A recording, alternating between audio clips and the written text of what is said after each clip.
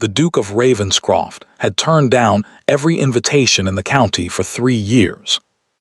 Dukes, earls, ambitious mothers with unmarried daughters, he refused them all.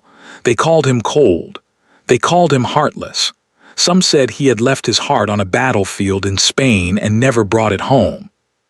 So when his carriage rolled up the drive of Thornfield Hall on that grey autumn evening, Lady Vane nearly fainted from joy. The most powerful man in England, at her table, looking at her daughter. Or so she believed. She had spent 3 days preparing, fresh candles in every sconce, the good silver polished until a servant could see her own tired face in it, and her daughter Sophia, golden-haired, blue-eyed, laughing too loudly, seated in the chair closest to the guest of honor. Everything was perfect.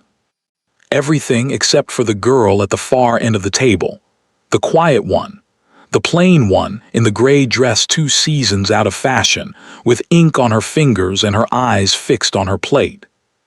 Lady Vane had almost not invited her down at all. Halfway through the second course, the Duke's gaze drifted past the golden daughter, past the glittering candles, and it settled for one long, strange moment on the quiet girl in gray. Lady Vane saw it, and she laughed, a bright, cruel little laugh, and leaned toward the Duke. "Oh, do forgive her, your grace," she said. "You needn't trouble yourself with that one. That's only Adeline, the ugly one. We keep her more out of duty than anything else." The whole table laughed. Everyone laughed. Except the Duke. He set down his fork. He did not smile. He did not look away. He looked at Adeline, really looked at her, as if he were seeing a ghost walk out of a grave, and the silence that fell over that room was so heavy that even the servants stopped moving. Then he rose from his chair. In front of everyone, he crossed the room to where she sat. He leaned down, close to her ear, and he whispered 8 words. Adeline went white. The glass slipped from her hand and shattered on the floor. Because those 8 words were words that no living soul was ever supposed to know. Let us go back, 6 hours earlier, before the Duke arrived, so that you understand exactly who Adeline was and how far she had fallen. Adeline Thornfield woke, as she always did before the sun.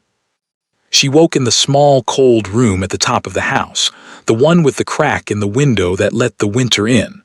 Once, that room had belonged to a maid. Now it belonged to her, the daughter of the house. She did not think this was strange anymore. That was the terrible thing. When cruelty goes on long enough, it stops feeling like cruelty.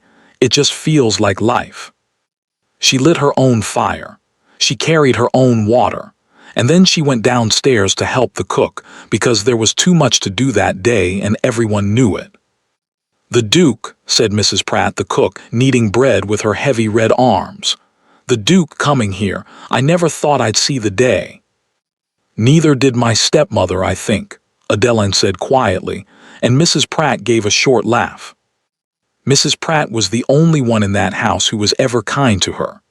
The old cook remembered the days before, the days when Adeline's father was alive, when this had been a happy house, when a little dark-haired girl had run laughing through the halls and everyone had said, "What a lovely child, what beautiful eyes she has."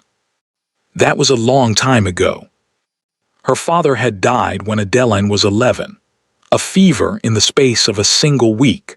One day he was reading to her by the fire, and the next the house was full of black cloth and lowered voices, and nothing was ever the same again. Her father had married a second time, a year before he died. A beautiful widow named Lady Vane, with a daughter of her own. And Adeline's father, lonely and trusting, had believed every soft word the woman spoke. He had not known what she truly was.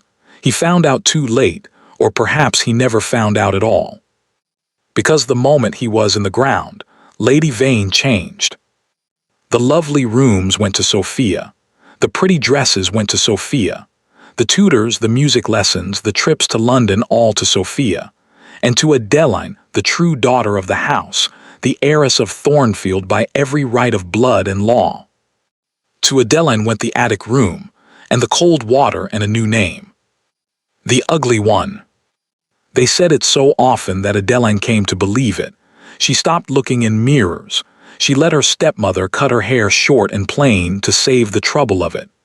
She learned to keep her eyes down, her voice soft, her wants small. She learned to make herself invisible because invisible girls did not get hurt as often. She was 19 years old now, and she believed with all her heart that she was plain and dull and unwanted, and that this was simply the truth of the world. She did not know she was beautiful. She did not know that under the ash and the gray wool and the lowered eyes, she had her mother's face, the face men had once crossed ballrooms to look at. She did not know a great many things that day. Adeline. The voice cut through the kitchen like a blade, sharp, cold, and used to being obeyed. Lady Vane swept in, still in her morning robe, her face already tight with the strain of the great day ahead. Even at 50 she was a handsome woman, but it was a hard kind of handsome, the beauty of a knife, not a flower. "There you are," she said, looking Adeline over with distaste. "Skulking in the kitchen like a scullery maid, how fitting." "I was only helping Mrs. Pratt with—" "I did not ask." Lady Vane held up one ringed hand. "Now listen to me, and listen well, girl. The Duke of Ravenscroft dines here tonight." "Yes, everyone knows." "Do not be clever with me." The woman's eyes narrowed. "This is the most important evening of Sophia's life. Do you understand what this could mean? A duke, Adeline. Half of England answers to that man, if your sister catches his eye." Stepsister, Adeline thought, but she said nothing. She had learned long ago that saying nothing was the safest thing.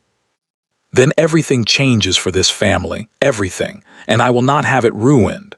Lady Vane stepped closer, and her voice dropped to something quieter and far more dangerous. "So here is what will happen.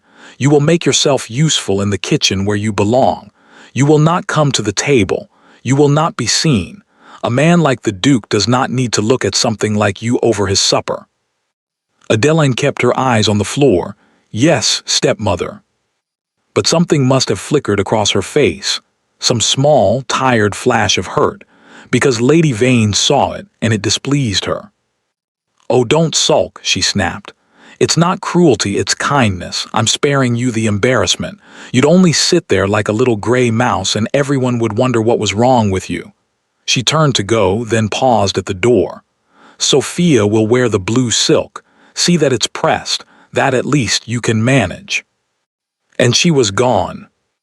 Mrs. Pratt let out a long breath and set down her rolling pin. "Don't you listen to her, love," she said gently. "Not a word of it." But Adeline was already reaching for the iron. That evening everything changed, though not in the way anyone expected. An hour before the Duke arrived, one of the housemaids fell ill. Genuinely ill, white-faced and shivering, no use to anyone.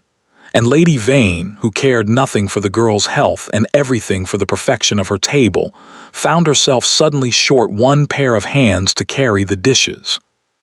There was no time to send for another. So she did the thing she had sworn she would never do. She looked at Adeline cleaner now in the plain gray dress, her short hair pinned back and her mouth twisted with irritation. "You," she said, "you'll help serve, keep to the shadows, speak to no one, and for heaven's sake don't drop anything." Adeline's heart sank. To stand in that bright room, among all those fine people in her plain dress, to be seen, was the thing she feared most in the world. But there was no arguing with that voice. There never was. So Adeline came down to the dining room, and she stood quietly against the wall in the shadows, with a jug of wine in her hands and her eyes on the floor, and she waited to be invisible. She did not know that in a few short minutes, the most powerful man in England would walk through that door. She did not know that he had been searching for her, quietly and without hope, for 3 long years. And she did not know, could not know that around his neck, hidden beneath his fine coat, hung a small gold locket. The same locket she had pressed into a dying stranger's hand on a storm-black night, 4 winters ago, when she was 15 years old and thought she would never see him again. The clock struck 7. Outside on the gravel drive, a carriage rolled to a stop. The Duke leaned close to her ear. The whole room was watching now. Lady Vane with her frozen little smile, Sophia with her mouth half open, the other guests, forks suspended in the air, waiting to see what the great man would say to the ugly one. And the Duke of Ravenscroft whispered, so softly that only Adeline could hear, "I still have the locket you gave me." 8 words. The world stopped. For a moment Adeline did not breathe, did not move. The jug of wine in her hand seemed very far away, as if it belonged to someone else. Because those words, that locket, that was a secret buried 4 winters deep, a secret she had told no one, a secret she had been certain died on a storm-black night long ago, on a road far from here. Only 2 people in all the world had ever known about that locket. Herself, and a dying stranger whose face she had never expected to see again. She lifted her eyes, slowly, and for the first time she truly looked at the Duke of Ravenscroft, past the fine coat, past the cold and famous face, past the 3 years of stories people told about him. And she saw him. The line of his jaw, the scar at his temple, faint and silver now, that she had once cleaned with her own trembling hands. The eyes gray as a winter sea that had looked up at her from the floor of a ruined barn, fever bright, certain he was going to die. It was him. The glass slipped from her fingers. It fell and it shattered on the floor, and the sound of it breaking cracked through that silent room like a pistol shot. Someone gasped. A servant hurried forward with a cloth, and Adeline, 19 years of learning to be invisible undone in a single heartbeat, did the only thing her body knew how to do when it was afraid. She fled. She turned and she walked, fast, out of that bright and terrible room, down the dark hall, past the startled footman, and she did not stop until she was outside in the cold night air with her back against the stone wall of the house, and her heart slamming against her ribs like a trapped bird. He knows, he found me. After all this time he found me. Inside chaos. Lady Vane rose from her chair, her face a careful mask of amusement over something much colder underneath. "Your Grace," she said smoothly, "I must beg your forgiveness. The girl is simple, nervous in company. She was never meant to serve tonight, only we were short a maid, you understand. She won't trouble us again." The Duke did not sit down. He was still looking at the door through which Adeline had vanished. "What did you say her name was?" he asked. His voice was quiet, pleasant even, and somehow that made it far more frightening than shouting. Lady Vane hesitated, just for a breath. Something in his tone put a cold finger on the back of her neck, though she could not have said why. "Adeline," she said, "my late husband's daughter, from his first marriage. A dull, plain little thing, as you saw, nothing at all to concern yourself with, your Grace. Now may I offer you more wine? My own daughter Sophia was just telling the most delightful story about." "Adeline," the Duke repeated softly, as though tasting the name. And then he smiled. It was not a warm smile. It was the smile of a man who has been searching for something for a very long time, in every wrong place, and has just heard it breathing in the next room. "How wonderful," he said, "that I came tonight after all." Lady Vane's smile did not move, but behind her eyes something began to calculate very fast. Adeline stayed out in the dark for a long time. When the cold finally drove her back inside, she did not go to the dining room. She crept up the servant's stair to her attic room, and she shut the door, and she sat on the edge of her narrow bed with her hands pressed flat against her knees to stop them shaking. And she remembered. She remembered the night she had tried so hard to forget. She had been 15. It was the first winter after everything had gone truly wrong. The winter Lady Vane had sent her to live for 3 cold months with a distant, unwelcoming aunt in the north, to get her out from underfoot. Adeline had been walking home from the village in a storm, sent out on an errand she should never have been sent out in when she heard it. A horse somewhere off the road, and a sound that was almost but not quite human. She should have run home. Any sensible girl would have run home. Instead, she followed the sound through the driving rain to a collapsed old barn at the edge of the fields. And there, half buried in wet straw, she found a man. He was young. He was soaked with rain and something darker. He had been shot. She understood that even at 15, a wound high on his side, and he had lost a great deal of blood, and he was burning with fever, and he was going to die. He looked up at her with gray eyes, and he did not beg. That was the thing she never forgot. Even dying, he did not beg. He only said in a cracked whisper, "Please, whoever's chasing me, don't tell them you saw me." She did not tell. She hid him. For 3 days and 3 nights, while the storm raged and her aunt believed she was sulking in her room, Adeline crept out to that barn with bread and clean water and strips torn from her own petticoat. She cleaned the wound at his temple. She brought down his fever with cold cloths and stubbornness. She did not know his name, and she did not ask, and he did not know hers. On the 3rd night the fever broke, and she knew he would live. On the 4th morning he was strong enough to stand. He had to go. The men hunting him were still out there, and every hour he stayed put her in danger too. Adeline understood this. She helped him to his feet. And before he left, he took her hand, and he asked her quietly, why? Why a girl would risk so much for a stranger she owed nothing. She had not known how to answer. So instead she had reached up and unclasped the one thing of value she owned in all the world, a small gold locket, her true mother's locket, the only thing Lady Vane had never managed to take from her, and she had pressed it into his hand. "So you don't forget," she had said, "that someone was kind to you once, even when the whole world was not." And then he was gone into the gray morning, and she was certain, completely, absolutely certain that she would never see him again.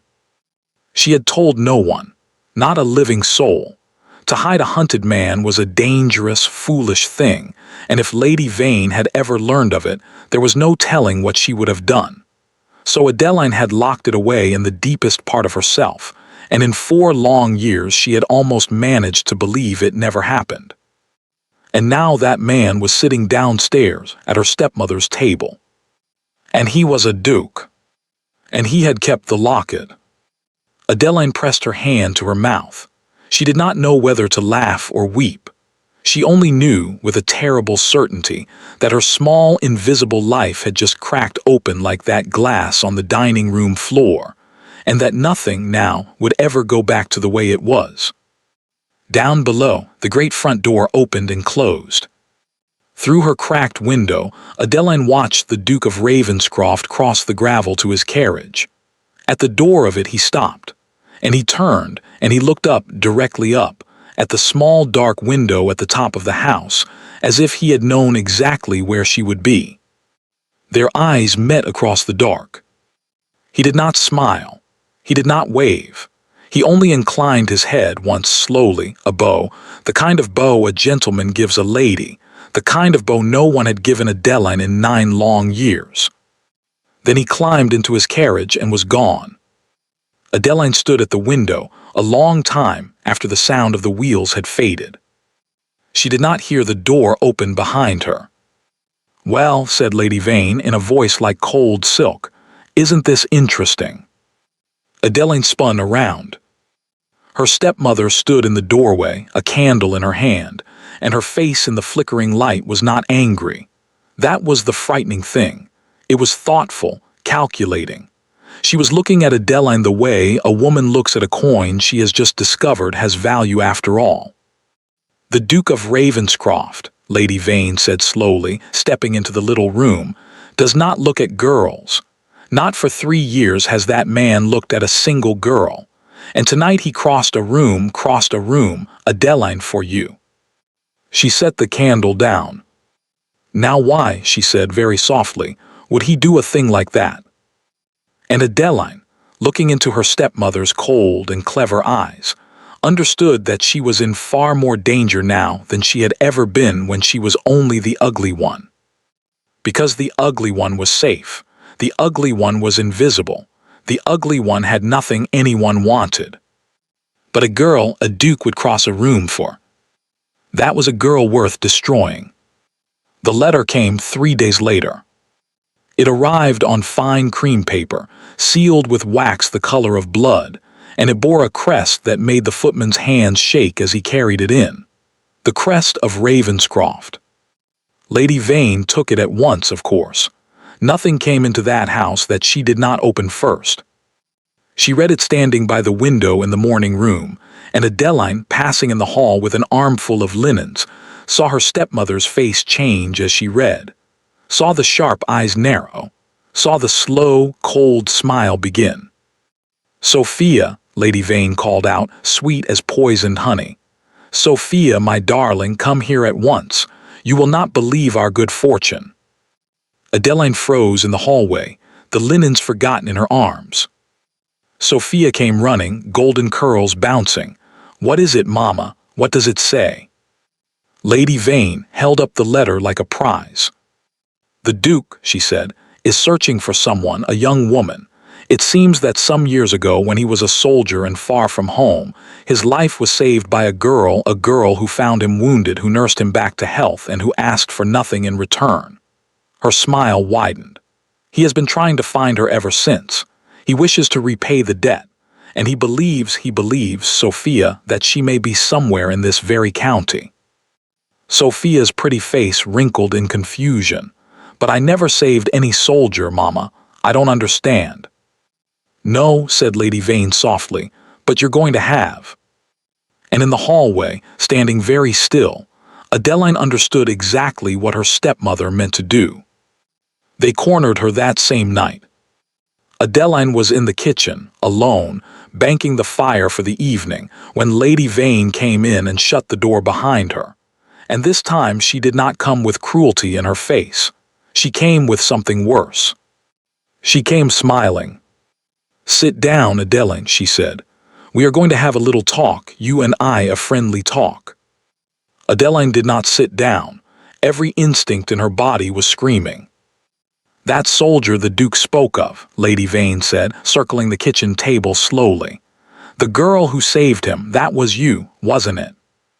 Adeline said nothing. "Oh, don't play dumb with me, girl. I saw his face at that table. I saw the way he crossed the room to you. And I have been thinking ever since about that winter I sent you north to your aunt's. That winter you came back so quiet and strange. Yes." Her eyes glittered. "It was you. Say it." "It doesn't matter who it was," Adeline said quietly. "It matters a great deal." Lady Vane stopped circling. She placed both hands flat on the table and leaned across it.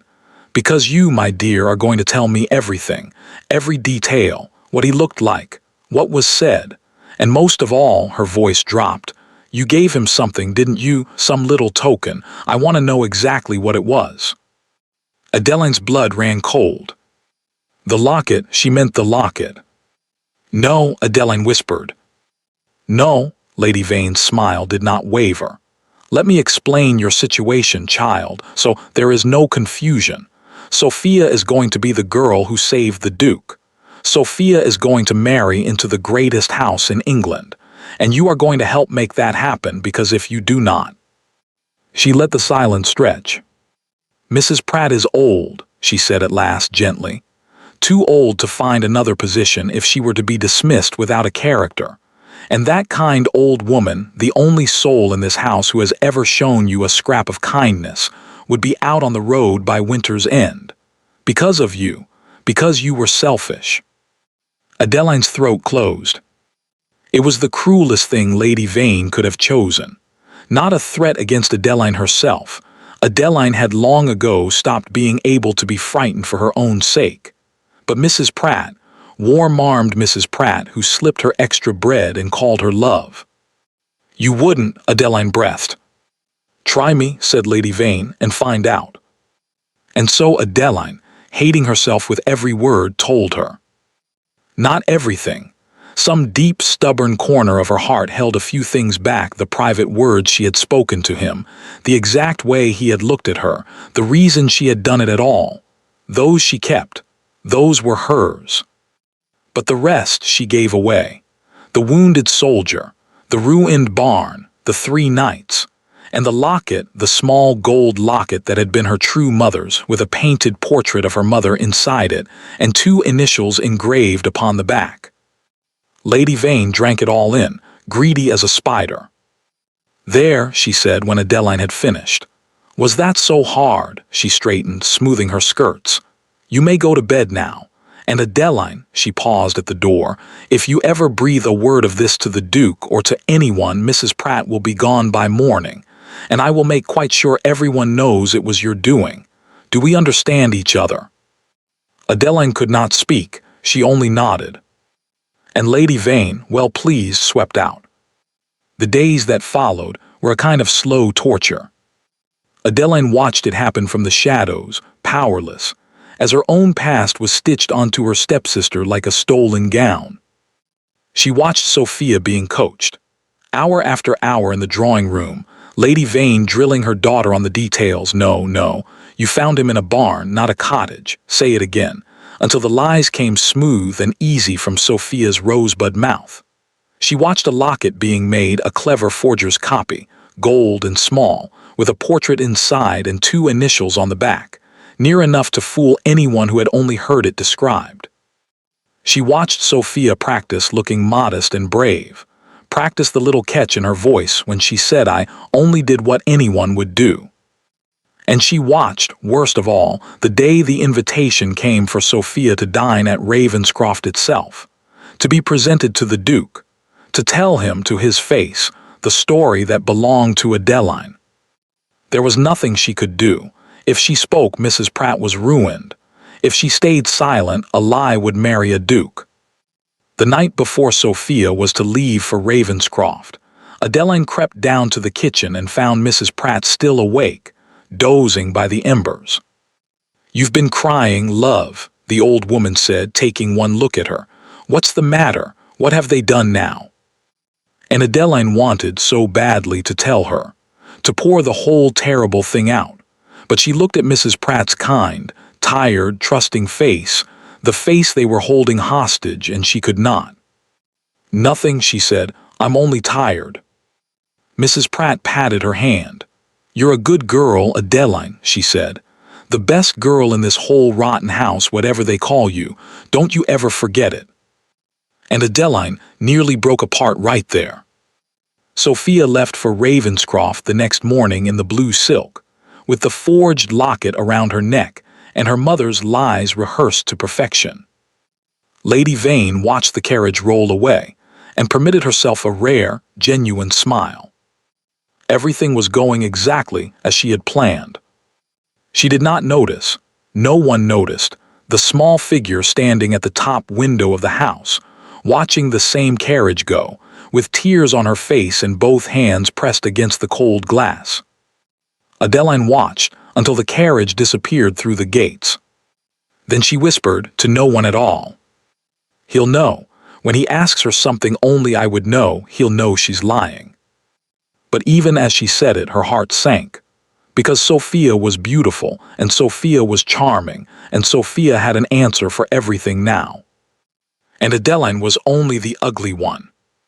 Who would ever believe her? Ravenscroft was the grandest house Sophia had ever seen. It rose out of the hills like something from a dream, 100 windows blazing gold in the afternoon light, a great sweep of steps, footmen in silver livery standing straight as soldiers. Sophia's heart pounded as her carriage drew up. This, she thought, could all be hers, all of it. She had only to tell the story her mother had taught her, and tell it well. The Duke of Ravenscroft received her in the long gallery. He was every bit as handsome as she remembered, and every bit as cold. He bowed over her hand with perfect courtesy. He offered her tea. He asked, politely, after her journey. And then he sat back in his chair, folded his hands, and looked at her with those winter-gray eyes and said, "I understand, Miss Vane, that you have something to tell me. About a night some years ago, about a soldier.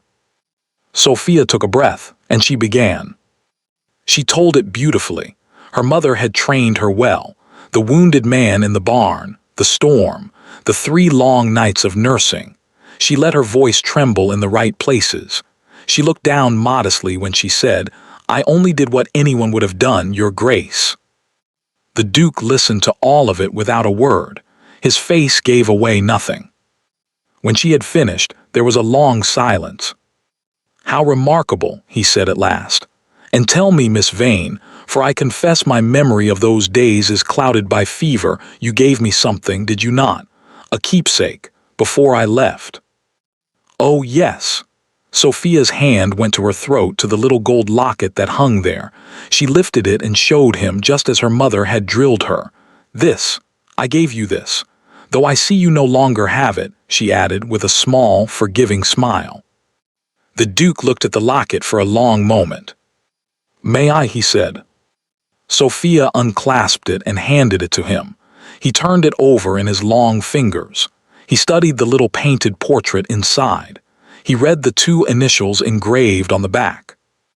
And something flickered across his face, so quickly that Sophia did not catch it. "Beautiful," he murmured, "quite beautiful." He handed it back. "Thank you, Miss Vane. You have given me a great deal to think about." Sophia glowed. She thought she had won. She did not understand, could not have understood that the locket around her neck was a forgery, and that the real one, the true one, was at that very moment resting against the Duke's own chest, beneath his shirt, where it had lain every day for 4 years. She did not know that he had noticed at once the tiny differences. The initials set a fraction too deep, the portrait's paint too fresh, too new for something 4 winters old. She did not know that the Duke of Ravenscroft had realized, before she had finished her second sentence, that she was lying. But he said none of this. He only smiled his cold, patient smile and saw her to her carriage, and watched her ride away believing herself a duchess-to-be. Because the Duke wanted to know why, who had put her up to it, and above all where the real girl was and why she had not come herself. That night the Duke of Ravenscroft did not sleep. He sat alone in his study, the true locket open in his palm, and he thought about the night everything had changed. Not the night in the barn. The other night, the night his father died. It had been almost a year ago now. The old Duke, hard, proud, feared across 3 counties, had lain shrunken and yellow in his great bed, dying by inches, and at the very end he had gripped his son's hand with a strength that should have been long gone. "There's a thing I must tell you," the old man had rasped. "A thing I have carried too long, come close." And he had confessed. Years ago he told his son there had been a man, a good man, an honest country gentleman named Edmund Thornfield of Thornfield Hall. This Thornfield had owned land the old Duke wanted, and a name the old Duke envied, and he had refused again and again to sell. So the old Duke had ruined him. Quietly, patiently, over years. He had called in favors and bought up Thornfield's debts. He had whispered lies into the right ears until doors closed and friends turned away. He had squeezed and squeezed until the honest country gentleman was left with a mortgaged house, a broken reputation, and nothing. "It killed him," the old Duke whispered, tears leaking down his ruined face. "The shame of it. He took ill and he did not fight it, and within the year he was dead. And I told myself it was business. I told myself I owed him nothing." His grip tightened. "But I was wrong, boy. I damned my soul for a strip of land. Promise me. Promise me you'll find what's left of that family. Make it right. Whatever it costs, promise me." And the son had promised. So when his father was in the ground, the new Duke of Ravenscroft had set out quietly to keep his word. He had traced the Thornfield name across the years, to a county he had never had cause to visit, to a fading house called Thornfield Hall, now in the hands of a second wife and her daughter. He had accepted the dinner invitation for one reason only, to see the family his father had destroyed, to begin, at last, to make it right. He had walked into Thornfield Hall, expecting to find strangers he owed a debt to. He had not expected, could never have expected, to hear a cruel woman laugh and call a girl in gray the ugly one, to look up, and to see, standing in the shadows with a jug of wine and her eyes on the floor, the face he had been seeing in his dreams for 4 years. The girl who had saved his life. The girl who had asked for nothing, who had pressed her only treasure into his dying hand and told him to remember that someone had once been kind. She was a Thornfield. She was Edmund Thornfield's daughter. She was the very child of the family his own father had destroyed, and she had saved the destroyer's son from death without ever knowing, whose blood ran in his veins. The Duke sat very still for a long time, the locket warm in his hand, and something in his chest that had been frozen for years began, slowly and painfully, to crack. "Adeline," he said softly to the empty room. He understood everything now. The attic girl, the gray dress, the stolen name. He understood why she had not come to Ravenscroft herself, because they would never have let her. Because a golden liar had been sent in her place to steal what little the poor girl had left, exactly as his father had once stolen from hers. The same crime, twice over, against the same family.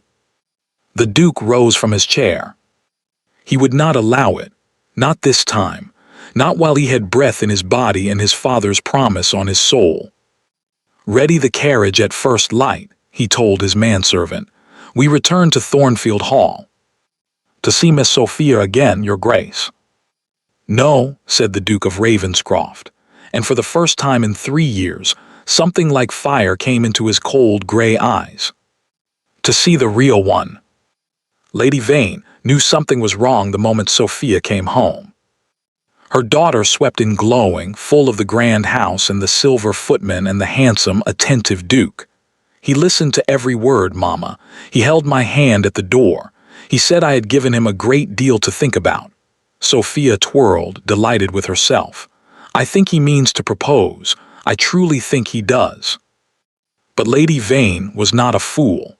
Lady Vane had spent her whole life reading men for what they wanted, and something in her daughter's account did not sit right. "Tell me again," she said slowly, "about the locket. What did he do when you showed it to him?" "He looked at it, he turned it over, he said it was beautiful." "He didn't ask you anything about it? Where you had it made, I mean, where you bought the gold when you had it, anything of that kind?" "No, Mama. He just looked at it and gave it back." And Lady Vane went very still. Because that was wrong. That was all wrong. A man who had spent 4 years searching for a girl and her keepsake.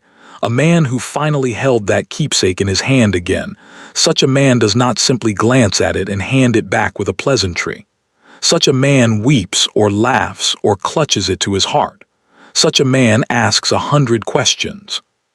Unless he already knew the locket in his hands was false, unless he was only pretending, unless he had understood from the very first that the girl before him was a liar and had chosen to say nothing and to watch and to wait. A cold dread crept up Lady Vane's spine. "He's playing with us," she whispered. "Mama." "Be quiet, Sophia, let me think."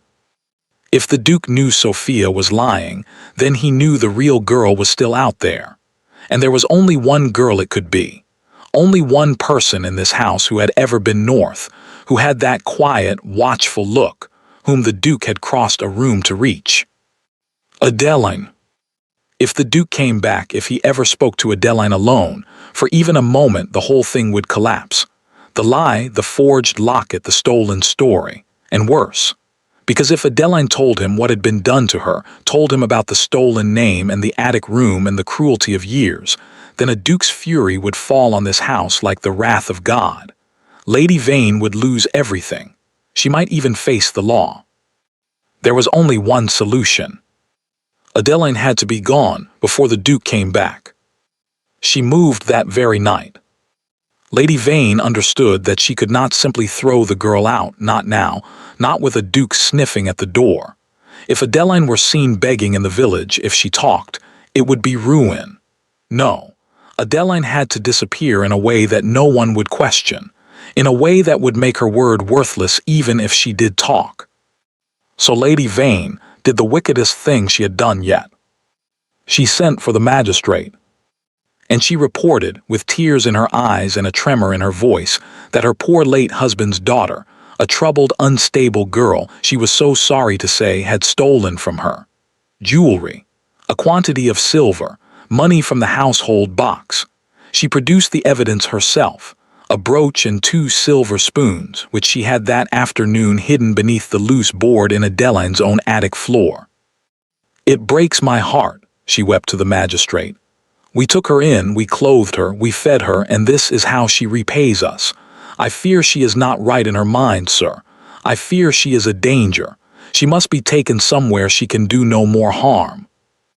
The magistrate was an old friend of Lady Vane's late husband, and a lazy man besides, and he saw no reason to doubt a grieving lady of quality over a plain, friendless girl.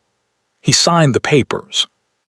Adeline was to be taken at dawn to a house of correction 2 counties away, a grim, gray place from which poor women accused of such things did not often return, and from which their word counted for nothing ever again. They came for her before the sun rose. Adeline was dragged from her bed by 2 men she had never seen, and she did not understand at first what was happening. She only understood when she saw Lady Vane standing in the hall in her dressing gown, watching with dry eyes and a small, satisfied mouth, and Sophia peering down from the landing above. "Stepmother, please," Adeline's voice cracked. "I never took anything, you know I never, please, I don't understand." "Take her away," Lady Vane said quietly, "before she distresses the household." "Please," Adeline twisted in the men's grip. "Whatever I've done, whatever you think, please don't do this." And then from the back of the house, a cry. Mrs. Pratt came running in her nightclothes, her gray hair loose, her face wild with fright. "What are you doing? What are you doing to her? Let her go, let that child go this instant." "Restrain that woman," said Lady Vane coldly, "or she'll be next." 2 of the men caught the old cook by the arms, and Adeline, being dragged backward toward the cold gray morning and the waiting cart, saw the last kind face in her world reaching out for her, and heard Mrs. Pratt's voice break as she cried out, "Adeline, Adeline, I'll find help, I swear to you, child, I'll find help." And then the door slammed shut between them. They put her in the cart. They bound her wrists, and as the wheels began to turn, carrying her away from the only home she had ever known toward a place she might never leave, Adeline looked back one last time at Thornfield Hall, gray and silent in the dawn, and felt the last of her hope go out like a snuffed candle. He was coming back, she thought. He said he would come back, but by the time he does, I'll be gone, and no one will ever tell him where, no one will even know to look. The cart rattled through the gates and out onto the empty road, and the great house shrank behind her until it was nothing at all. But Lady Vane had made one mistake. She had forgotten about the old woman. Because as the cart disappeared down the north road, Mrs. Pratt, locked in the pantry, forgotten, dismissed as a harmless old servant, was already working the latch loose with a boning knife. And in her mind, one thought burned brighter than her fear. The Duke, that fine young Duke who looked at our Adeline like she hung the moon, he'll be coming back. And when he does, by God, someone in this house is going to tell him the truth. The pantry latch gave way. The old woman slipped out into the gray dawn, wrapped a shawl around her shoulders, and set off down the road on foot, old legs, cold morning, and all, toward the only man in England who might still save the girl she loved. She did not know if she would reach him in time. She only knew she had to try. The house of correction was called Marsh End. It sat low and gray in a country of fog and standing water, a place the sun seemed to have forgotten. Its walls wept damp. Its windows were small and barred. And when the great iron door closed behind Adeline with a sound like a coffin lid, She understood that she had come to a place people were not meant to leave. They took her name. They took her few clothes and gave her rough gray wool. They cut her hair shorter still, close to the skull, for the lice. And Adeline sat perfectly still while they did it and did not make a sound, because she had learned long ago that tears only made cruel people crueler. They put her to work at the great steaming washtubs, 12 hours a day, her hands in water so hot and harsh that within a week they cracked and bled. The matron was a broad, joyless woman who believed that all the women in her care were liars and sinners, and treated them so. There was thin porridge twice a day. There was a cold cot in a long, cold room with 40 other forgotten women. And there was, above all, the silence, the vast, gray, hopeless silence of a place where no one was coming for anyone. Adeline did not weep those first days. She simply grew quiet, quieter than she had ever been. She did her work and ate her porridge and lay awake in the dark, and she felt the person she had been, the girl who had once run laughing through Thornfield Hall, the girl who had knelt in a storm to save a dying stranger, grow dim and far away, like a face at the bottom of a well.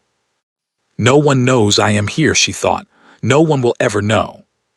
She thought about the Duke sometimes in the dark. She let herself just a little, though it hurt. She thought about how he had crossed that room, how he had bowed to her from the carriage, how, for one impossible evening, someone powerful and kind had looked at her, really looked at her, and seen someone worth crossing a room for. And then she made herself stop, because that life was over now.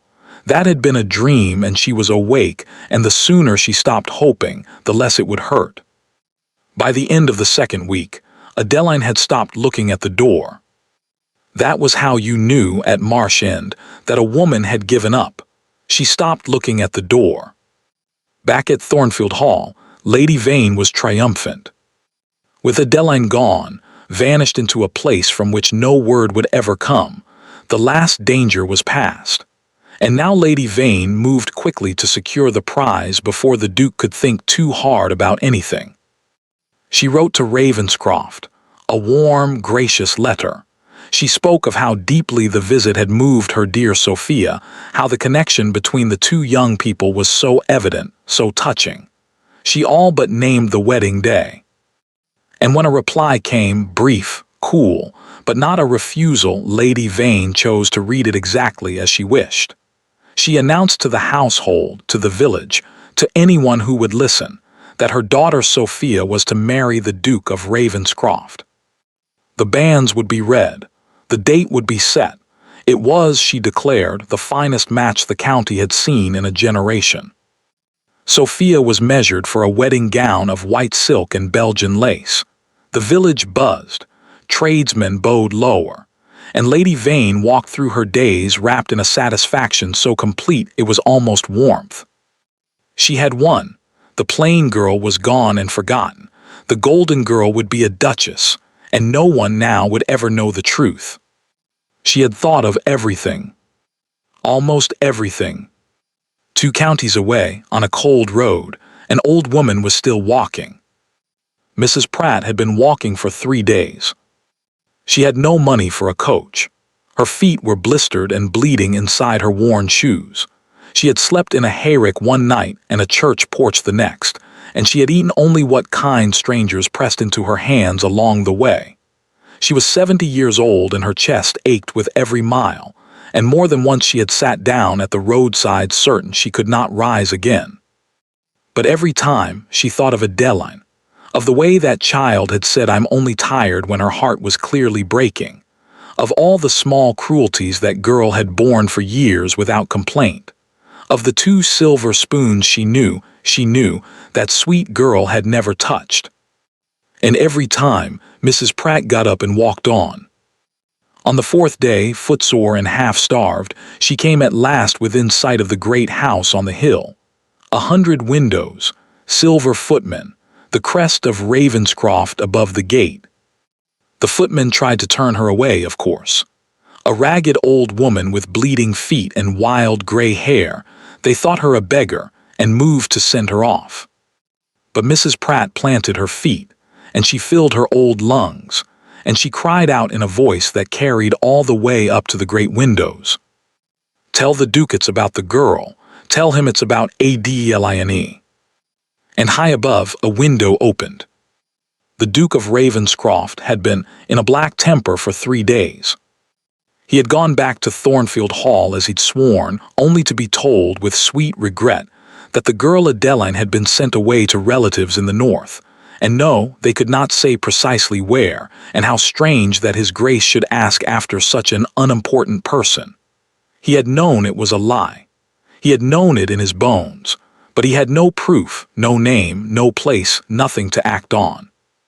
He had spent 3 days sending riders in every direction and getting nowhere, and the helplessness of it was slowly driving him mad.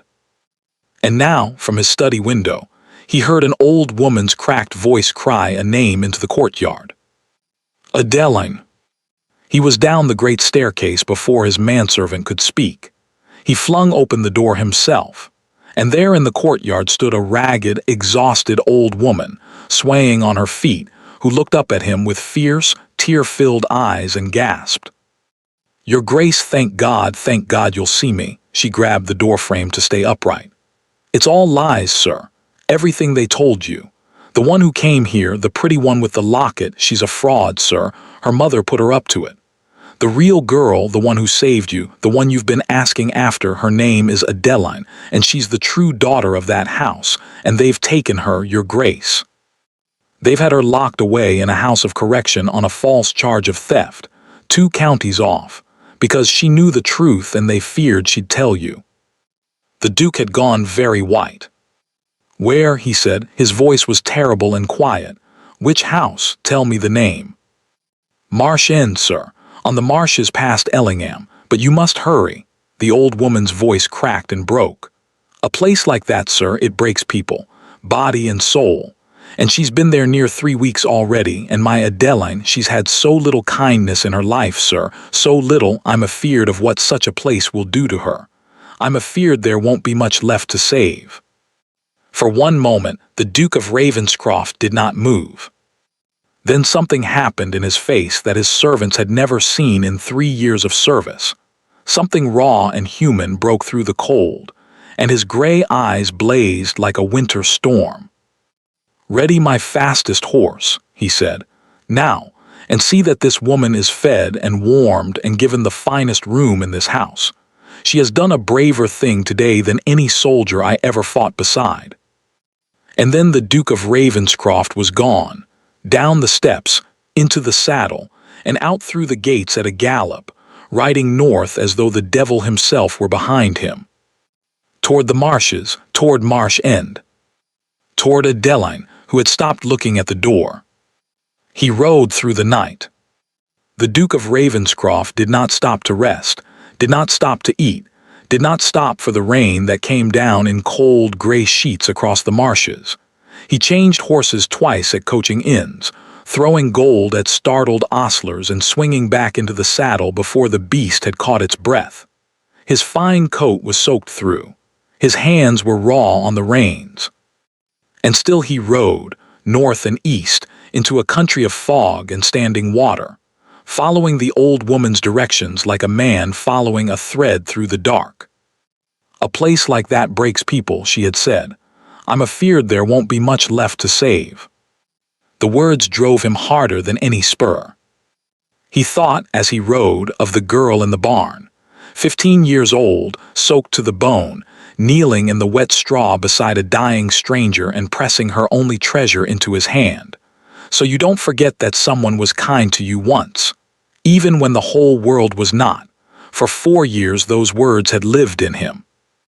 In Spain, in the mud and the blood and the endless killing, when he had forgotten what kindness even was, he had reached beneath his shirt and closed his hand around a small gold locket and remembered that once, on the worst night of his life, a girl had chosen to be kind. She had saved more than his body that night. She had saved something in his soul. And they had locked her in a gray box on a marsh and left her to rot. The Duke of Ravenscroft set his jaw and rode faster. Dawn was breaking, thin and colorless, when the walls of Marsh End rose out of the fog. He hammered on the great iron door with the pommel of his riding crop until a slot slid open and a suspicious eye peered out. "We're not open to visitors," said a voice. "Come back at." "I am the Duke of Ravenscroft," he said, in a voice that had commanded men into cannon fire, "and if this door is not open to me in the next 10 seconds, I will have this entire establishment closed by order of the Crown and every person employed here answering to a magistrate by nightfall. Open the door." The door opened. The matron came bustling, all false smiles and wringing hands, thrown into a panic by the sudden appearance of so great a man. "Your Grace, what an honor! We had no idea if we had only known." "You are holding a young woman here," the Duke said, striding past her into the gray stone hall, his boots ringing on the flags. "Committed some 3 weeks ago on a charge of theft. Dark hair. 19 years of age. Her name is Adeline Thornfield." The matron's face flickered. "We have a great many women here, Your Grace, and I couldn't rightly say." "Then find someone who can." He rounded on her, and the fury in his gray eyes made the woman step back. "Now." They brought the register. They ran a thick finger down the columns, and there it was in cramped gray ink: Adeline Thornfield, theft, committed at the request of Lady Vane of Thornfield Hall. "Bring her to me," the Duke said, "at once." "Your Grace, I really must protest. The proper procedure for a release requires." "Bring her to me," he said again, very softly, "or I will search every room in this building myself, and God help you for what I find." The matron fled. The Duke waited in the cold stone hall, and for the first time since he had left Ravenscroft, fear crept into him. Not fear of the matron, or the law, or anything he could fight. Fear of what he would see when they brought her out. Fear that the old woman had been right. That 3 weeks in this terrible place had already taken something from Adeline that no rescue could give back. He heard footsteps. He turned. And there she was. For a moment he did not know her. They had cut her dark hair close to her skull. They had dressed her in shapeless gray wool. She was thinner than he remembered, far thinner, all sharp bones and shadowed hollows, and her hands, when he saw them, were cracked and raw and red from the scalding washtubs. But it was not her thinness, or her shorn head, or her ruined hands that struck him like a blow to the chest. It was her eyes. The light had gone out of them. The girl who had knelt in the barn had had eyes full of stubborn life, a spark that even fever and terror could not put out. This girl looked at him with the flat, empty gaze of someone who had stopped hoping for anything at all. She did not run to him. She did not cry out. She stood between the 2 guards with her raw hands folded and her shorn head bowed, and she waited dully to be told what was to be done with her now. She did not even recognize him, not at first. She had stopped believing that anyone would ever come. "Adeline," the Duke said. His voice broke on the word. She lifted her head slowly. She looked at the tall, rain-soaked man in the fine, ruined coat, and confusion moved across her hollow face, and then slowly, painfully, like a sunrise fighting through fog, recognition. "You," she whispered, "you came." And then, as though her legs would no longer hold her, she began to fall. He crossed the hall in 3 strides and caught her before she reached the ground. He caught her the way you catch something precious, something you have crossed the whole world to find, and he held her against his soaked coat while she trembled, and he felt how light she was, how thin, how they had worn her down to almost nothing. "I have you," he said into her shorn hair. His own voice was thick. "I have you now. I came as soon as I knew. I swear to you before God I did not know until yesterday, or I would have torn this place apart with my hands 3 weeks ago. You're safe. Do you hear me, Adeline? You're safe now. No one will ever put you in a place like this again." She pulled back to look at him, and there was something desperate and disbelieving in her face, as though she dared not trust it, as though hope itself had become a thing too dangerous to hold. "They said you were going to marry Sophia," she whispered.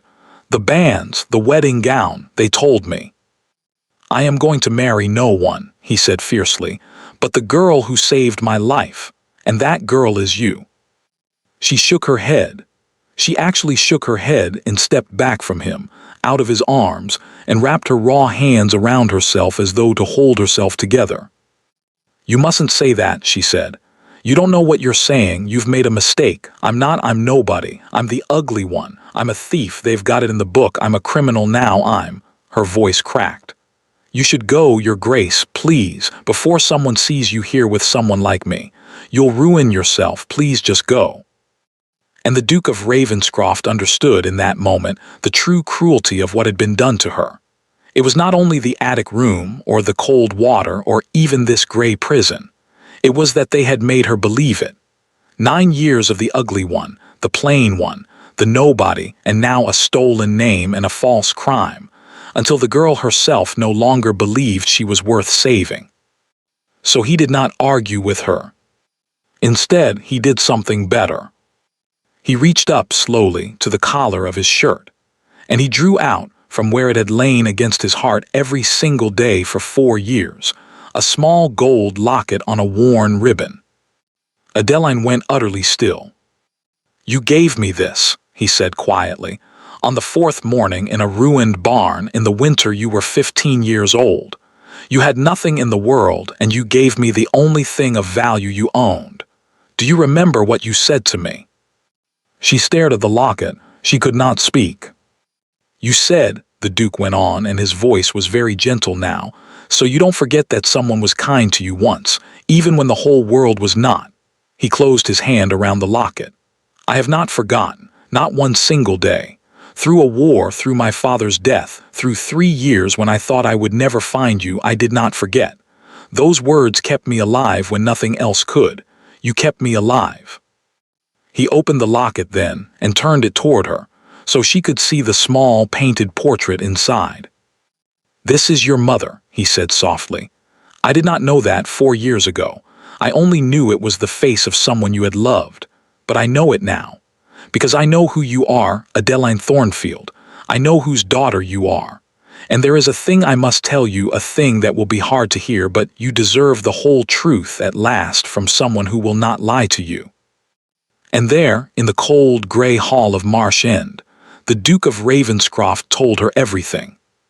He told her about his father's deathbed, about the confession, about the honest country gentleman named Edmund Thornfield, whom the old Duke had ruined for a strip of land and a name he envied, hounded into shame and sickness and an early grave. He told her that this was why he had come to her county at all, to find what remained of the family his own father had destroyed, and to make it right, as he had sworn to a dying man he would. "Don't you see," he said, "the night you saved me, the night you knelt in that barn and gave me your mother's locket, you were saving the son of the man who destroyed your father. You did not know it. You could not have known it. You saw a dying stranger and you were kind because kindness is simply what you are. And of all the souls in all of England, the one you chose to save was the one who owed your family the greatest debt in the world." His eyes shone. "I do not think that was chance, Adeline. I have never believed in fate before in my life, but I cannot look at that and call it chance." Adeline was weeping now, silent tears streaming down her hollow face, and this time she did not try to stop them. "My father," she whispered, "everyone said he simply gave up, that he grew ill and didn't fight it. They said it as though it were a weakness in him, as though he were weak." Her voice shook. "But he wasn't weak. He was ruined. Someone did that to him. Someone took everything from him and let the world blame him for falling."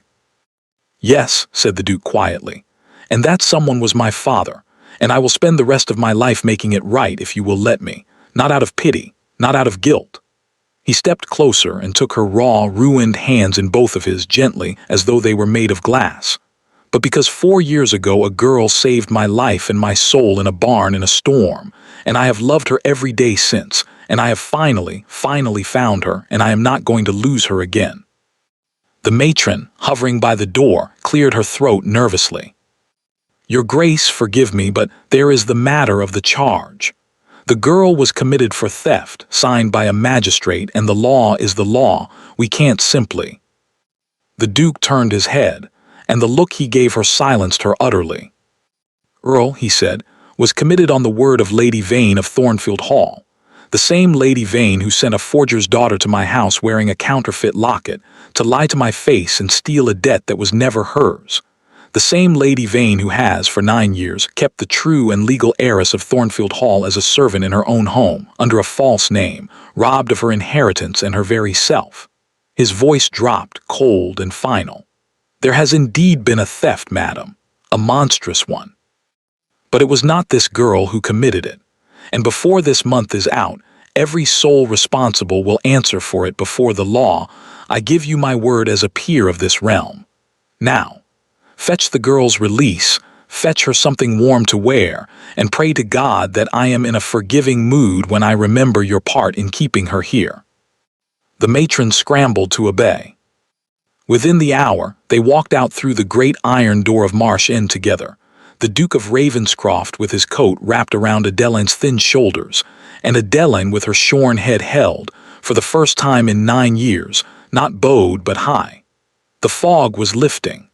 Weak sunlight broke across the gray marshes, and for one moment the standing water shone like scattered silver. "Where are we going?" Adeline asked. Her voice was still weak, still raw, but there was something in it now that had not been there in 3 weeks, something that had been almost extinguished and had not quite gone out. "Hoping." The Duke helped her up into the waiting carriage, a proper carriage now, sent for from the nearest town, warm with blankets and a hot brick for her ruined feet. He climbed in beside her. He rapped on the roof. "Home," he said, "to Thornfield Hall." His jaw tightened. "There is a wedding there that will not be taking place, and there is a woman who has some questions to answer. It is long past time, Adeline, that the whole county learned exactly who you are." The carriage lurched forward, wheels turning south now, carrying them back the way she had come. But everything was different. Adeline leaned her shorn head against the window and watched Marsh End shrink and vanish behind them into the lifting fog. And this time, she did not think no one is coming. This time someone had.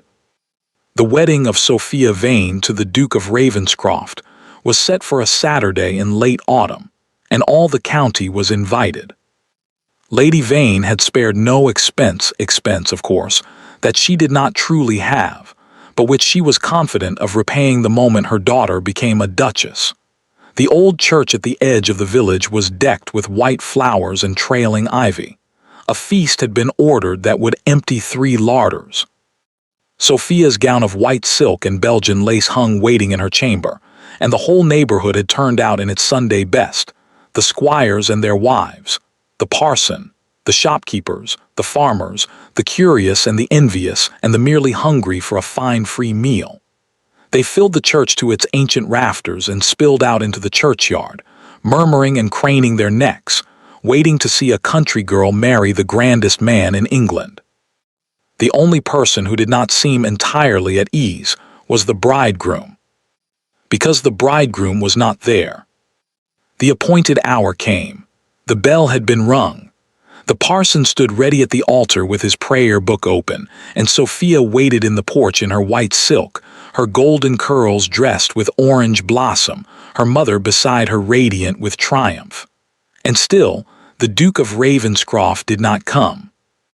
A quarter hour passed, then half an hour. The murmuring in the church grew louder. Lady Vane's radiant smile began, very slightly, to stiffen at the corners. "He is delayed on the road," she said, to no one in particular. "A man of his consequence, there are always 100 demands. He will come." And then at last there was the sound of wheels on the road. A carriage. The whole congregation surged to the windows and the doors. Lady Vane's smile bloomed back into place, wide and warm and victorious. "There," she breathed, "you see he comes."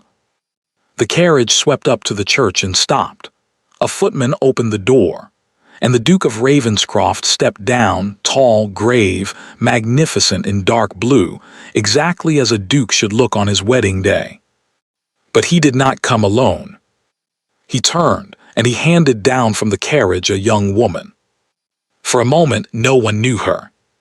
She wore a gown of deep green velvet, rich and simple, and a fine wool cloak against the autumn cold.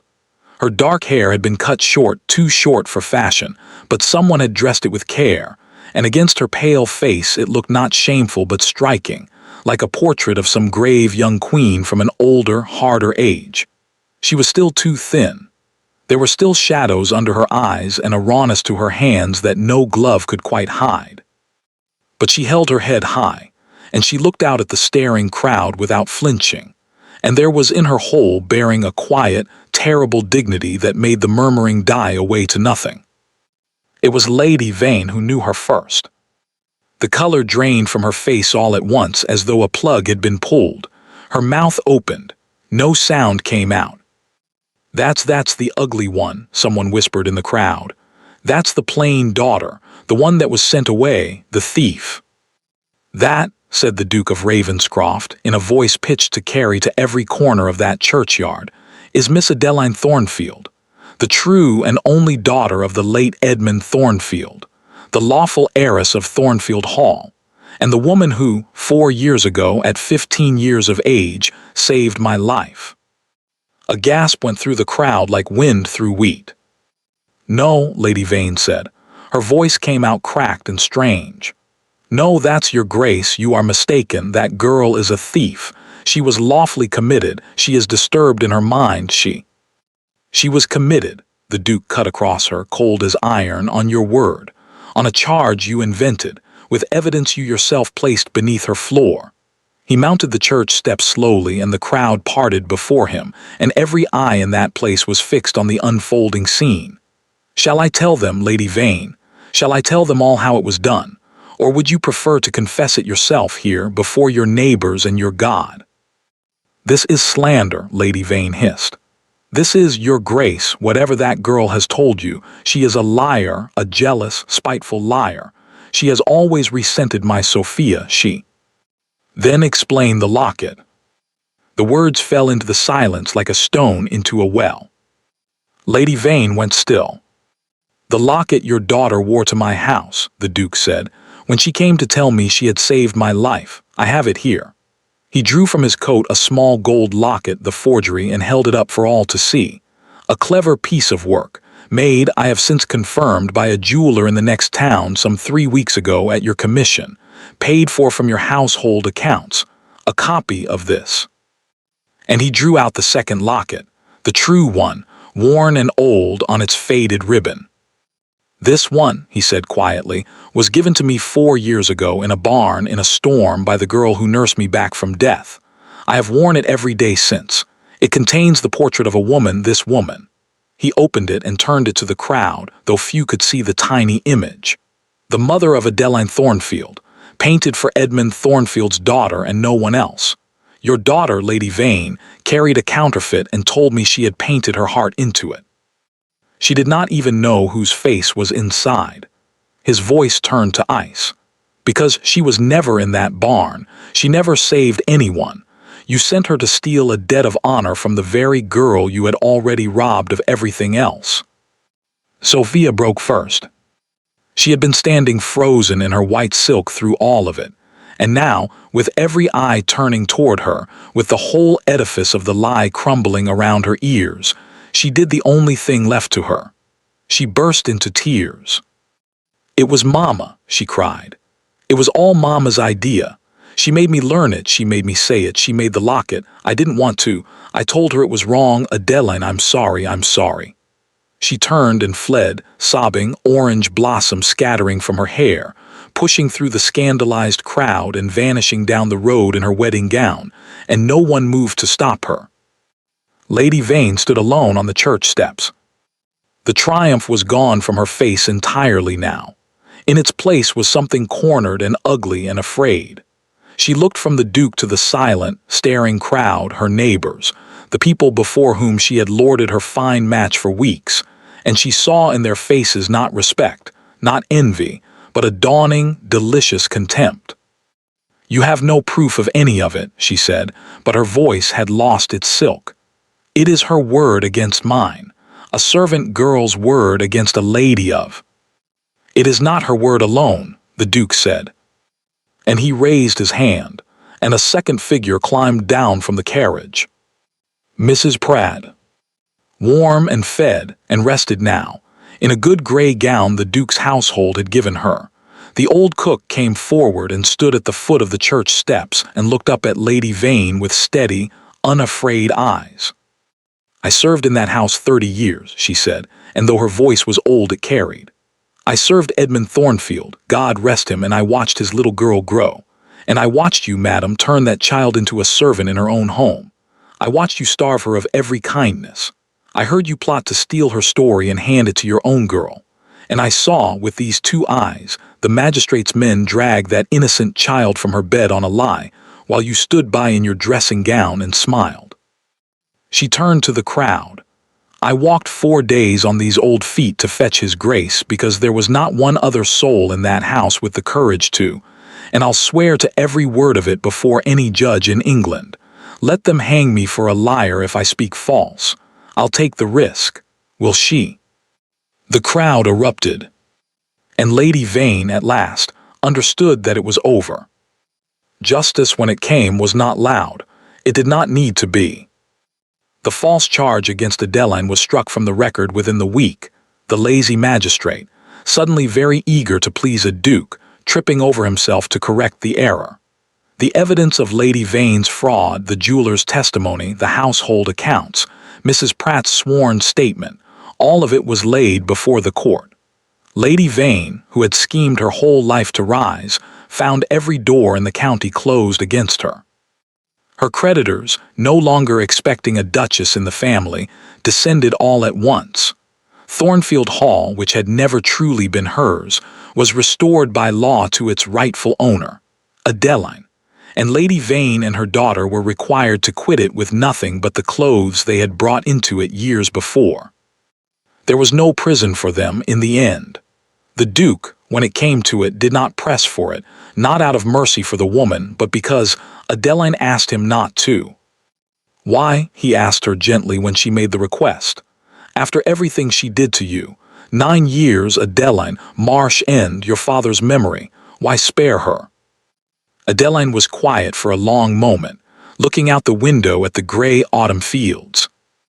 Because I know what it is, she said at last, to have nothing and nowhere to go and no one in the world. I have lived it, and I would not wish it on my worst enemy, not even her. She turned to him. Let her go and let her be forgot. That is a harder punishment for a woman like Lady Vane than any prison, to be nobody, to be no one anyone remembers. She spent her whole life terrified of exactly that. Let it come true, and let us waste no more of our lives on her.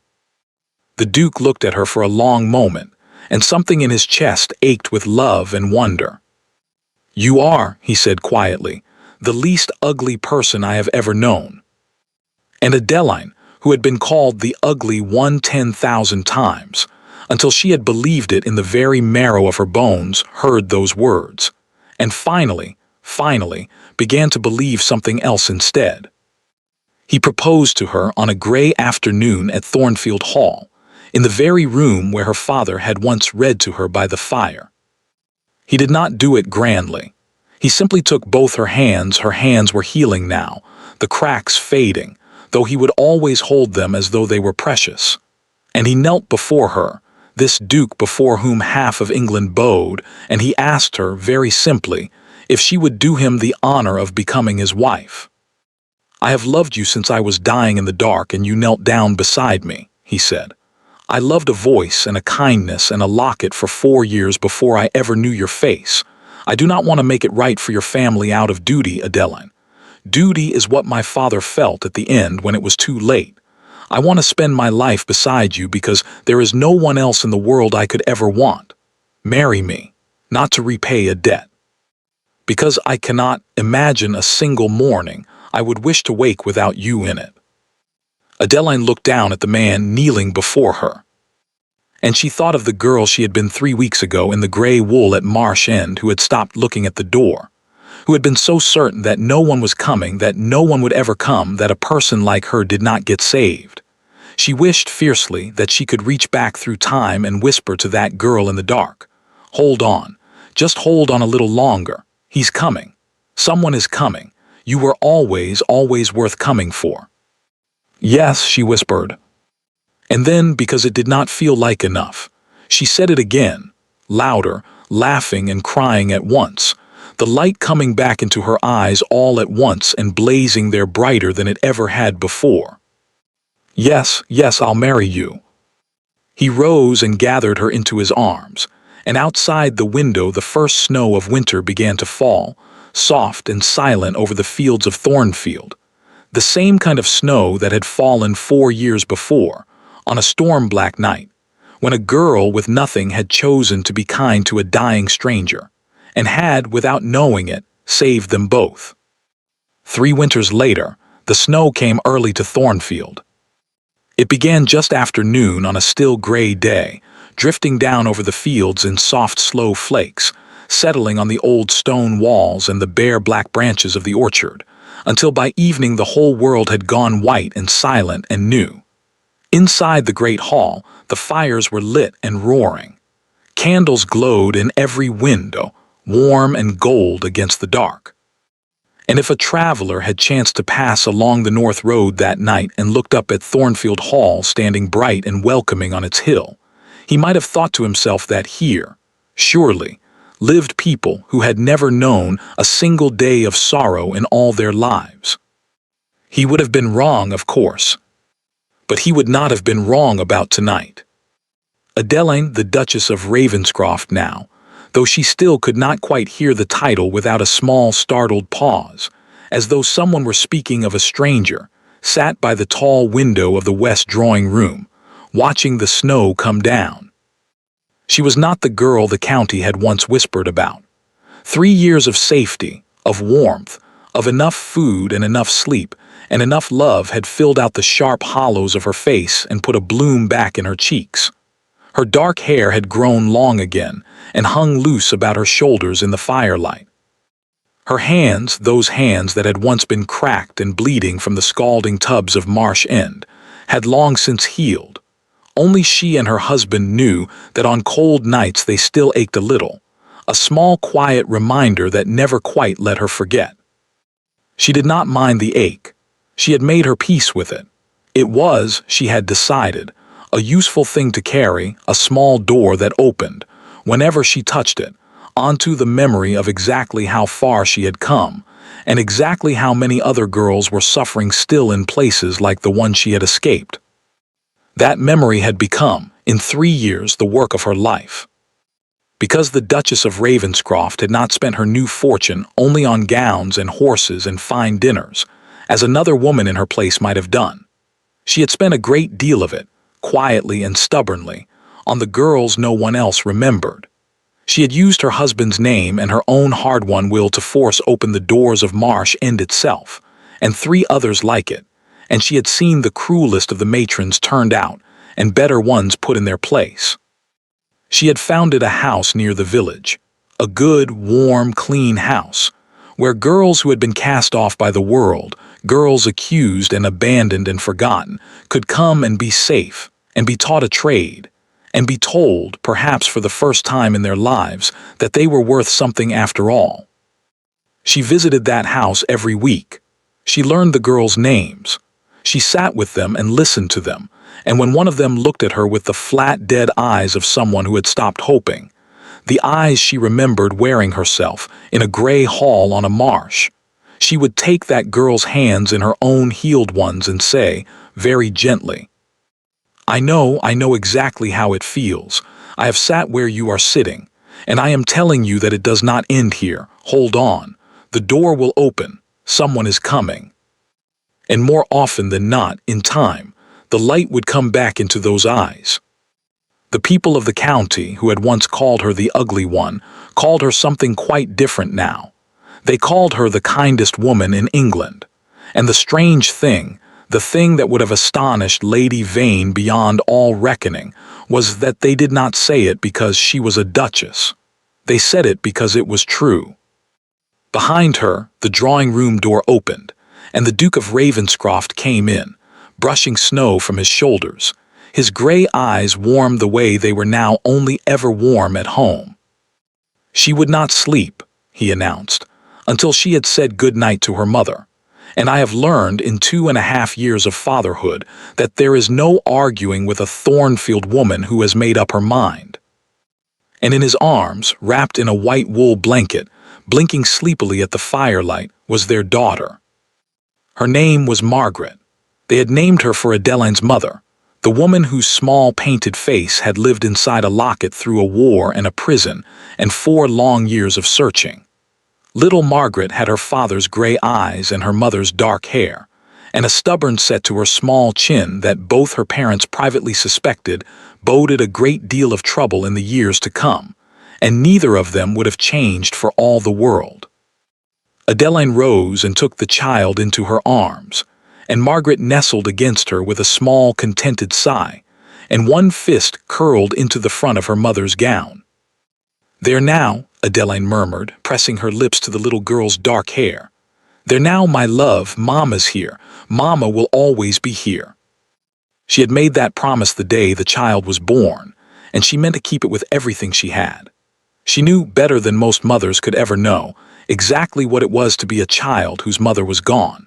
She had lost her own mother too young to even remember her face, had grown up with only a locket to prove she had ever had one at all. And she had sworn, holding her newborn daughter in the gray light of dawn, that this child would never for one single day of her life wonder whether she was loved. So far, she had kept the promise, and she intended to go on keeping it for as long as there was breath in her body. They sat together by the fire, the 3 of them, while the snow came down outside and the candles burned low. And it was into this warm and golden quiet that Mrs. Pratt came shuffling in with a tray of hot milk and honey, grumbling cheerfully about the cold in her old bones, exactly as she had grumbled every winter's evening for the past 3 years. For Mrs. Pratt lived at Thornfield now, not as a servant but as something far dearer. The Duke had wanted to pension her off, to set her up in a snug cottage of her own with a girl to wait on her and nothing to do but rest her weary feet. But the old woman would not hear of it. "Rest," she had snorted. "I'll rest when I'm dead, your grace, and not a moment sooner. What would I do in a cottage all day but stare at the wall and wait for it?" And so she had stayed, and made herself the beating heart of the household, and everyone from the scullery maid to the Duke himself had learned that the way to run Thornfield Hall smoothly was, in the end, to do more or less whatever Mrs. Pratt said. She was, in every way that mattered, little Margaret's grandmother. The child adored her, and Adeline, watching the old woman settle by the fire with the little girl already reaching out chubby arms toward her, thought, as she often thought, that she owed this whole warm, bright life to a 70-year-old cook who had walked 4 days on bleeding feet, because she could not bear to let one unloved girl vanish unremembered. "You're looking at me again," Mrs. Pratt said, not unkindly, without turning her head. "You get that look and I always know what you're thinking, child, and I'll thank you to stop it. I did what anybody with a heart in their chest would have done, and that's the end of it." "No," Adeline said quietly. "It isn't. It isn't the end of it, and it never will be. Everything I have, Margaret, this house, him," she glanced at her husband. "All of it, everything, I owe to you. You walked 4 days for me when everyone else in the world had thrown me away." Mrs. Pratt was silent for a moment. The firelight flickered on her lined old face. Well," she said gruffly at last. "And you were kind to a dying stranger in a barn when you'd have been within your rights to walk on by and save yourself the trouble. So perhaps that's just how it goes in the end." She reached over and with surprising gentleness patted Adeline's healed hand where it rested on the arm of the chair. "The kindness you throw out into the dark, love, it comes back to you, not always, not quick, but it comes back. You threw yours out when you were 15 and had nothing, and look," she gestured with her chin at the warm, bright room, the sleeping child, the man by the fire. "Look what came home to you." And no one said anything for a while, because there was nothing that needed saying.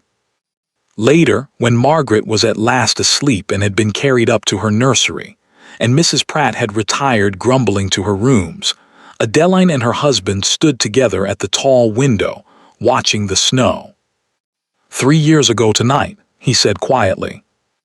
I know. She leaned her head against his shoulder. I always know. I feel it in my hands before I ever remember the date. He was silent a moment.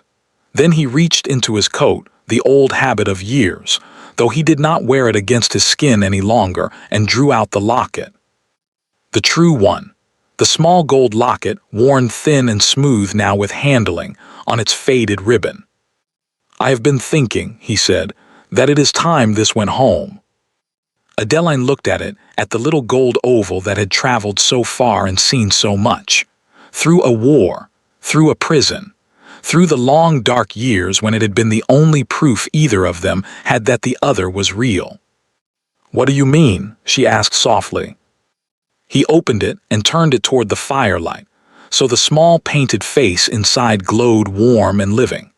Her mother, Margaret Thornfield, dead these 20 years, who had never known that the tiny portrait painted for her infant daughter would one day cross a battlefield pressed against a dying soldier's heart and bring two ruined souls back together at the very edge of the world.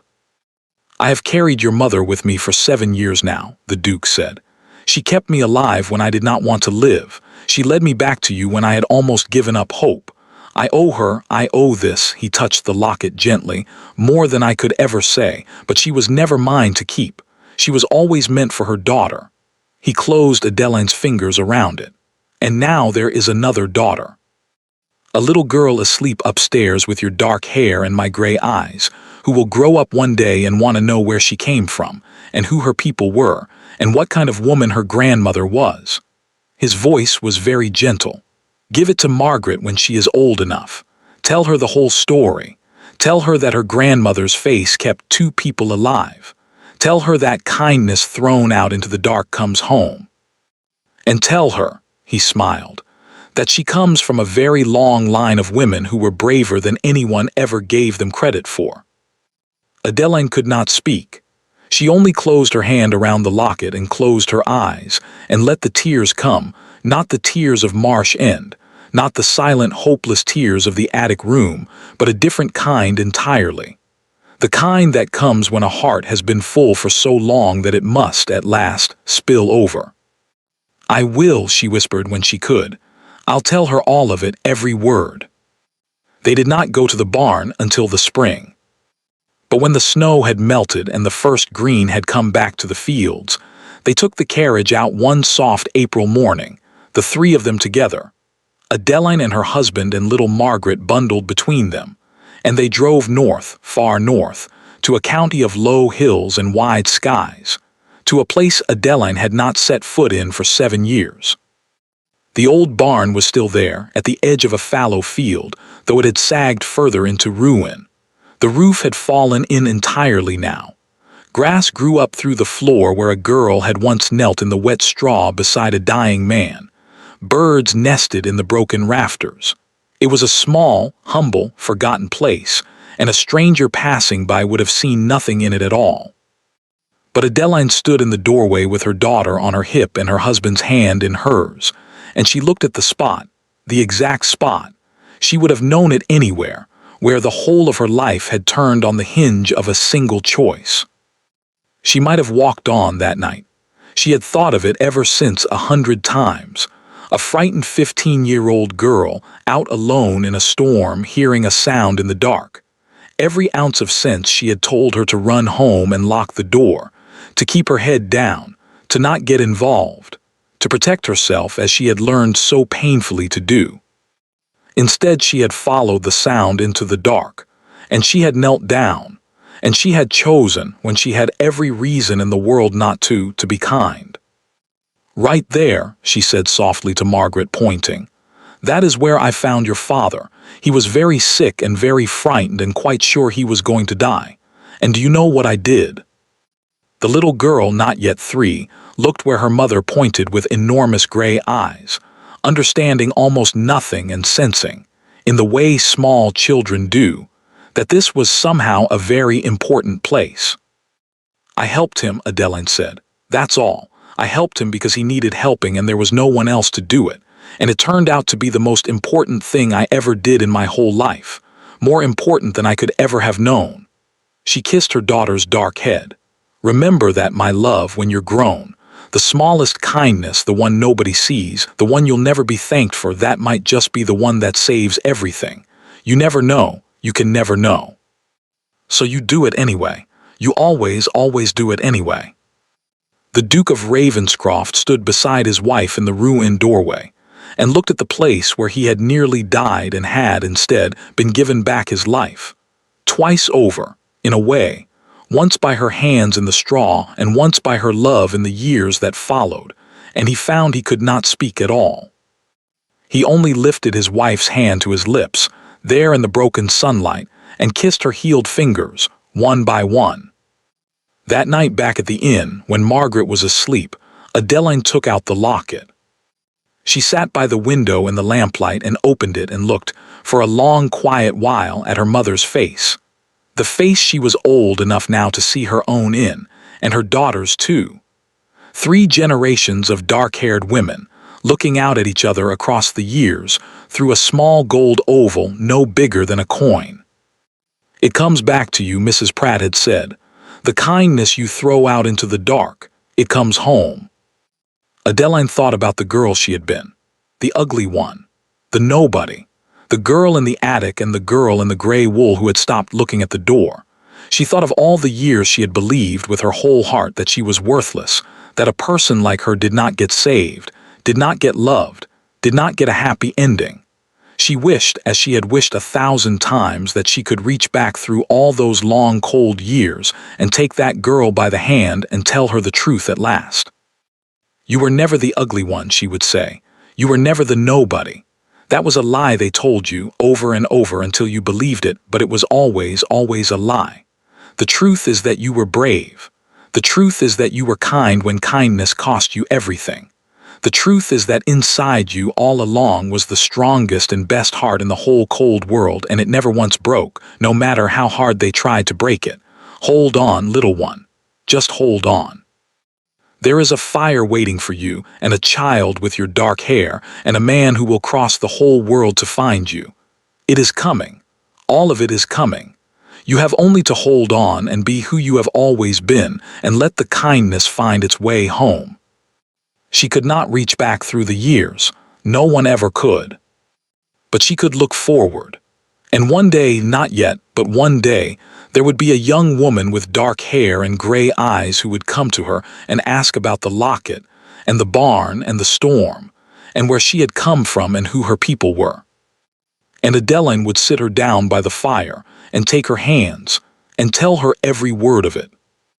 The whole long story, the father who was ruined and the mother who was lost, the cruelty and the cold and the gray walls of Marsh End, the old cook who walked 4 days on bleeding feet, the soldier in the barn, the locket that crossed a war, and the single small choice made by a frightened girl in a storm that had, against every possible odd, across every wall the world could build, brought all of them at last, safely and forever home.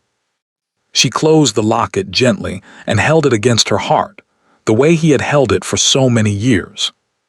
Outside, the spring rain had begun to fall, soft on the roof, washing the last of the winter away. And Adeline, Duchess of Ravenscroft, once the ugly one, once the nobody, once the girl who had stopped looking at the door, sat in the warm lamplight with her family sleeping safe around her, and knew, at long and glorious last, that she was exactly where she was always meant to be. Home. Thank you for listening to the story all the way to the end. Please tell us which city you're watching from and what the story made you feel.